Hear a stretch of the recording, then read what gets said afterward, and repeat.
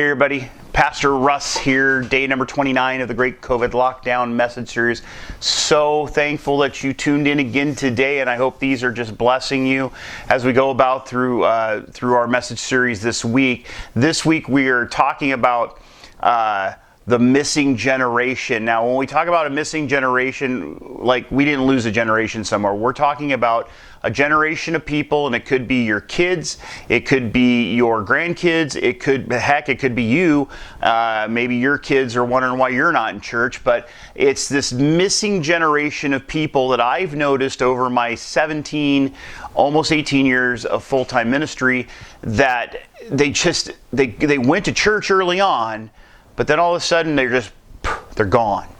We don't know where they're at. And we know where they're at. They're not in church. But the funny thing is, as I was discussing on Monday, is that a lot of these folks, they are so busy and they have so many other things that they want to do. They got, soccer games and basketball and volleyball and drama and really drama and all these other events. And they make themselves so busy, and it's almost like they have made being busy and all these other things little gods, idols in their lives. And so I wanted to start a series, especially after our message on Sunday, talking about honoring our mothers and fathers and how that really is the pinnacle of how we could change our worlds. If we just start honoring our mothers and fathers, and kids and grandkids honor their parents and grandparents, and we all just love each other and get along, boy, it wouldn't be a great world.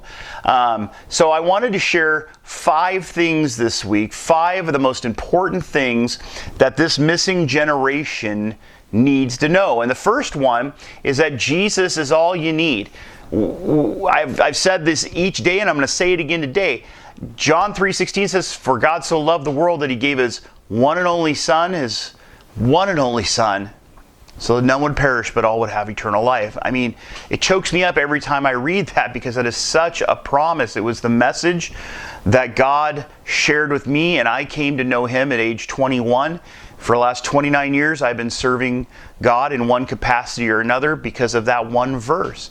Jesus is all you need. The second of the most important things this missing generation needs to hear is that you're chosen. God chose you for a time just as this. We are hoping and praying that God brings us back, brings this missing generation back, so that they can serve him and make a difference, especially after this pandemic is over. The third thing is that your journey in life does matter. Where you have been matters, because you can use where you have been to share with people in the future. I've got a really good friend of mine that's been in and out of jail. He's 53 or so, and he's been in and out of jail most of his adult life. And God bless my buddy Brian Logan, and I know he watches these once in a while. Brian preached his first message back in, I think it was March 1st or 2nd.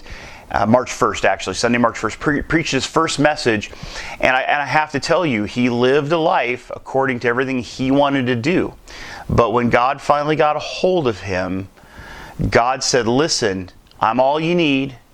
Brian, you're chosen, and your journey does matter." And I know that my friend Brian is going to lead many people to Jesus, and already has, I would assume, because his journey matters.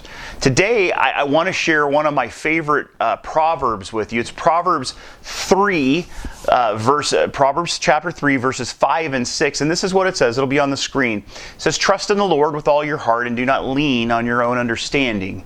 In all your ways submit to him, and he will make your paths straight." That's one of my favorite Proverbs. And the reason it's one of my favorite Proverbs, it's one of the most simplest words of advice I've ever heard and that I've ever taken. Think about this. Wouldn't life be so much easier if we just trusted in God with all of our hearts and didn't worry about leaning on our own understandings? See, when we do that, when we submit to him in all our ways, he actually will make our paths straight. I think of my friend, once again, Brian. there was a moment in the last 10 years where he submitted to God. And God has made his path straight. And here's the lesson. Here is number 4 of the 5, and I'm going to have it on the screen, is understand what faith is early. You know, I was 21 when I came to Christ, and I was so enamored with Jesus. Still am to this day, but I wish I would have understood early in my walk what faith truly was. And I didn't realize it for a few years. It took a few years for it to kind of stick. And we need to understand what faith is early, because when we understand what faith is early, life is just much better. It's much easier to live. Yeah, we're still going to have issues. We're still going to have pandemics. We're still going to have sickness and death and pain and hurt and divorce and crime. We're going to have all that stuff. But it's so much easier to deal with all this stuff when you have faith. And truly, we should all pray for this missing generation to understand what faith is, so that they can go and serve God for the remainder of their years after they count their number of days, as we did yesterday. So hey, we'll just go ahead and look at the 4 again. And the 4 are: Jesus is all you need. You are chosen. Your journey does matter in life, does matter. And understand what faith is early. Okay? Hey, God bless you. We hope you're having a great day. Tomorrow is day number 30, if you can believe that. Talk to you later. Bye.